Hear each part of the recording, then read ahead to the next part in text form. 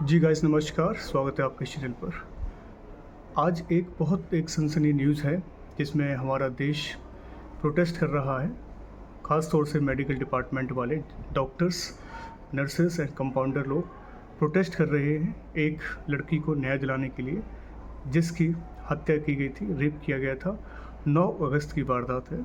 RG hospital Calcutta में एक junior जो रेजिडेंट डॉक्टर है उसके साथ बलात्कार किया गया और उस बलात्कार जो किया गया उसके बाद उसकी जो ब्रूटल मर्डर किया गया उसकी रिपोर्ट आ चुकी है, मतलब पोस्टमार्टम रिपोर्ट आ गई है। अब पोस्टमार्टम रिपोर्ट में डॉक्टर हैं एक सुब्रत गोस्वामी, उन्होंने खुलासा किया है और ये बहुत इनक्रेडिबल न्यूज़ है गाइस, क्योंकि उनका कहना है कि ये जो रेप हुआ है ये एक शख्स ने नहीं किया, ये लगभग कई लोग थे वहाँ पर। लगभग प्राइवेट पार्ट में 151 ग्राम सीमेंस पाया गया है। ठीक है, सीमेंस बायोलॉजिकल में कहते हैं जो स्रावित होता है, सीक्रेट होता है, जो वीर्य होता है 150 ग्राम होता है। तो एक बंदे से तो नहीं सीक्रेट होगा, ये 151 ग्राम जो है कई लोगों का हो सकता है। ये पोस्टमार्टम में खुलासा हुआ है गाइस, तो ये एक बहुत बड़ी न्यूज़ है। इस तरह से ये गलत एक इस तरह की जो उन्होंने हरकत की है, मेजर ब्लंडर मिस्टेक, उसका पनिशमेंट सज़ाए मौत होना चाहिए, क्योंकि और भी ऐसे होंगे रेपिस्ट जो वहाँ से फ़रार हैं। अभी तो उस संजय राय को अरेस्ट कर लिया गया है। कोलकाता पुलिस इस पर अपना क्या बयान दे रही है, क्योंकि वारदात जहाँ हुई थी उस वारदात के जो स्थान था उसको सील नहीं किया गया, मतलब सबूतों के साथ छेड़छाड़ी चलती रही। अर्थात कोलकाता पुलिस और जो लोकल गवर्नमेंट रही है उनका पूरी तरह से मिली भगत थी और पूरी तरह से सबूतों के साथ छेड़छाड़ कर दी गई है, की जा चुकी है। लोगों को भरोसा नहीं था कि सिविल पुलिस, मतलब कोलकाता पुलिस, स्टेट पुलिस इसकी तहकीकात करे, क्योंकि स्टेट पुलिस ने पूरी तरह से कोई भी इन्वेस्टिगेशन नहीं की है। सिर्फ एक अपराधी को पकड़ लिया है, बाकी कोई काम नहीं किया। फाइल को उन्होंने एक तरफ ऐसा कर दिया कि हाँ जी एक ही अपराधी है, इसी की चार्जशीट बनेगी। लेकिन इसमें पोस्टमार्टम रिपोर्ट ने बड़ा खुलासा किया है कि एक से ज़्यादा अपराधी इसमें हैं। ऐसा नहीं कि एक ने रेप किया है, कई सारे लोग इसमें वारदात में शामिल हैं। अब उनका पता लगाने के लिए कलकत्ता पुलिस जो है नहीं कर पाई, बट अब कलकत्ता हाई कोर्ट ने आदेश दिया है कि अब इसकी पूरी तफ्तीश करेगी सीबीआई। तो central bureau of investigation team जो है अब इस पर लग चुकी है। कौन इसमें दोषी हैं वो सब पकड़े जाएंगे, क्योंकि ये एक बहुत बड़ा एक केस है। हम इसको निर्भया कांड से भी तुलना कर सकते हैं, क्योंकि रेप हुआ है और प्राइवेट पार्ट को मतलब डैमेज, और 150 ग्राम जो है लिक्विड वहाँ पर मिला हुआ है। तो ये बहुत बड़ा एक क्वेश्चन मार्क बन के सामने आ रहा है, पोस्टमार्टम रिपोर्ट से खुलासा हुआ है। तो कलकत्ता पुलिस पर पूरी तरह से क्वेश्चन मार्क है। वहाँ की जो ममता बनर्जी हैं, तानाशाही रूलर या चीफ मिनिस्टर, ठीक है, उन्होंने कोई भी इस पर ज़्यादा सीरियस कदम नहीं उठाया। जब मामला रितूल पकड़ा, लोकल से नेशनल न्यूज़ बनी, नेशनल से इंटरनेशनल बनी, तब जाके कलकत्ता की जो चीफ मिनिस्टर हैं वो सीरियसली होकर हरकत में आई। फिर उन्होंने भी डिमांड इधर उधर लोगों के कहने पर सीबीआई जांच की कर दी। एंड देन फाइनली कोर्ट में मैटर कलकत्ता हाई कोर्ट से गया एंड कलकत्ता हाई कोर्ट की डिक्री पारित हुई कि ये केस अब कलकत्ता हाई कोर्ट संभालेगा। और कलकत्ता हाई कोर्ट ने आदेश दिया सीबीआई को वो लोग इसको हैंड ओवर करेंगे केस को। तो इसीलिए सीबीआई इसको अब संभाल रही है। कौन दोषी है क्या नहीं ये देखा जा रहा है गाइस, ठीक है, पड़ताल की जाएगी, इन्वेस्टिगेशन कर रहे हैं। सजाए मौत होनी चाहिए ऑन द स्पॉट। ऐसे अपराधी को जेल में डालने का कोई मतलब नहीं कि बाद में फिर ये अपनी हरकतों से छूट जाए पैसे देकर। इनको तो ऑन द स्पॉट ही मार देना चाहिए, क्योंकि इस तरह की हरकत एक जानवर भी नहीं करता। एक वैश्य, एक पूरी तरह से वैश्यगर्दी है, एक हवस है एक तरह से गाइस। ये कैसे एक लेडी डॉक्टर, बेचारी लेडी डॉक्टर, तो चलो एक छोटा सा केस है जो अभी एक्सपोज हो गया, यानी कितने केसेस होते हैं हमारे इंडिया के अंदर, डेली हज़ारों रेप हो रहे हैं, लेकिन वो बातें छुपा दी जाती हैं। लोकल जो पुलिस होती है, लोकल जो पंचायत होती है, लोकल जो सोसाइटी होती है, डर से वो अपनी बहन बेटियों की बातों को नहीं बताते। इस तरह से एनसीआरपी का ग्राफ जो है बहुत ही ज़्यादा बढ़ता जा रहा है। क्राइम रिकॉर्ड ब्यूरो जो है उसकी हालत बहुत ज़्यादा दुबली पतली होती जा रही है। क्राइम दिनों दिन बढ़ता जा रहा है, सेफ़ नहीं है लड़कियां। अब आपको एक न्यूज़ और बता रहा हूँ, देखिए मैक्सिमम लड़कियां हमारे बाहर भी सप्लाई की जा रही है।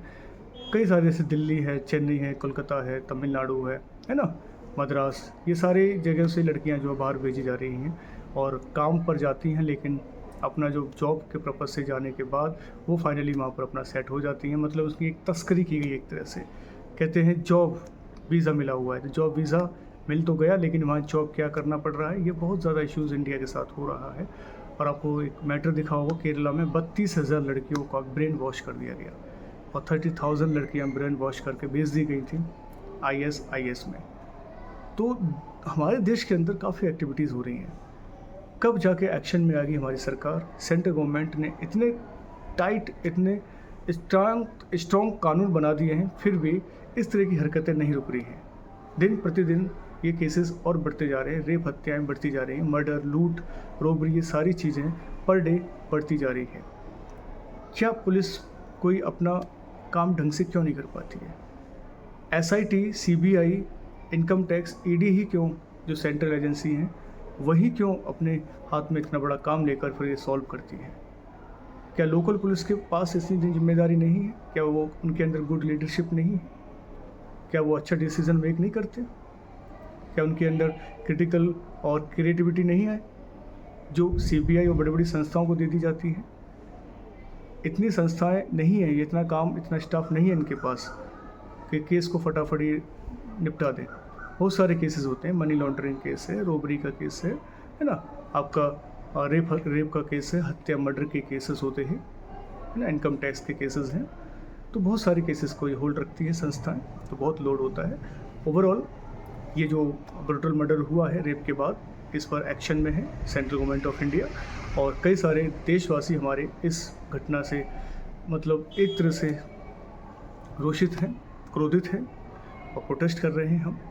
और हम एक पकड़ा गया है, जो भी गैंग है उस गैंग को पकड़ने की पूरी कोशिश है। CBI अपने हिसाब से तफ्तीश करेगी, इन्वेस्टिगेट करेगी। अब उस वारदात को, जहां वारदात हुई थी, उसको सील कर दिया गया है और फाइनली काम करना शुरू कर दिया है CBI ने। अब ये पोस्टमार्टम की रिपोर्ट है, अब DNA की रिपोर्ट में पता चल जाएगा कि कितने लोग शामिल थे इसमें। ये बहुत बड़ी बात है, क्योंकि DNA रिपोर्ट जैसे ही आती है तो बहुत बड़ा खुलासा हो सकता है। पोस्टमार्टम से भी हुआ है, लेकिन DNA चेक हो रहा है ना। जो सीमेंस मिला हुआ है वो DNA और जो है डीऑक्सीराइबोन्यूक्लिकम, तो ये सारी चीज़ें मतलब आइडेंटिफाई होकर क्लियर हो जाएंगी। उसके बाद फिर एक्सपोज किए जाएंगे कि ये इतने लोग थे और इस हिसाब से मर्डर किया गया। तो एक तरह से जानवरपन दिखा, हवस दिखी इस चीज़ में, और ऐसे ही इनका मर्डर होना चाहिए जैसे इन लोगों ने उस बेचारी एक लड़की का किया। इन रेपिस्टों को छोड़ना नहीं चाहिए। एक होकर, ताकत होकर हम सब लड़ेंगे, प्रोटेस्ट करेंगे। ये वीडियो मैं बना रहा हूँ क्योंकि ऐसे लोगों को नहीं बख्शा जाना चाहिए। कानून अपनी जगह काम कर रहा है, हम भी कानून के अंडर में काम करेंगे, लेकिन भीड़ का कानून अलग है, ठीक है। भीड़ को हवाले कर दिया जाए, ऐसे लोगों को वो सबक सिखा देंगे और ऑन द स्पॉट उनको वहीं जख्म दिया जाएगा जहाँ जख्म उसको दिया गया। तो इस तरह से ये कानून देखते हैं क्या काम करती है। इनको फांसी की सज़ा से ज़्यादा से ज़्यादा 10 बार लटकाया जाए इसकी बॉडी को रस्सी से, ताकि लटकती रहे गर्दन, जब तक कि धड़ से अलग ना हो जाए तब तक ये लोग लटकते रहे। ऐसे सबक सीखना चाहिए। इसलिए राजनाथ सिंह हमारे डिफेंस मिनिस्टर रहे थे पहले, और आज भी डिफेंस मिनिस्टर हैं। पहले होम मिनिस्टर, फिर डिफेंस मिनिस्टर, फिर अब मोदी 3.0 में डिफेंस मिनिस्टर बने। फास्ट ट्रैक कोर्ट की शुरुआत की थी इन्होंने। फास्ट ट्रैक कोर्ट का मतलब यही होता है कि मामला फास्ट ट्रैक कोर्ट में चले जाते हैं ऐसे, और लगभग 1-2 साल में ही जो है मामला निपटा दिया जाता है और काम मतलब न्याय मिल जाता है सामने वाली पार्टी को, और फाइनली उनको हैंग टू किल डेथ, फांसी की सज़ा सुना दी जाती है। तो हम सब की संवेदनाएं, प्रार्थनाएं उस लड़की के साथ है जो रेप होता है, लेकिन बस हम हमदर्दी दिखा सकते हैं, एम्पैथी, सिंपैथी, सांत्वना दे सकते हैं। किसी भी लड़की के साथ ऐसा ना हो, गॉड फॉरबिड। सबका भला करे ईश्वर, और ऐसे लोगों की सख्त कार्रवाई करे। नमस्कार, जय हिंद।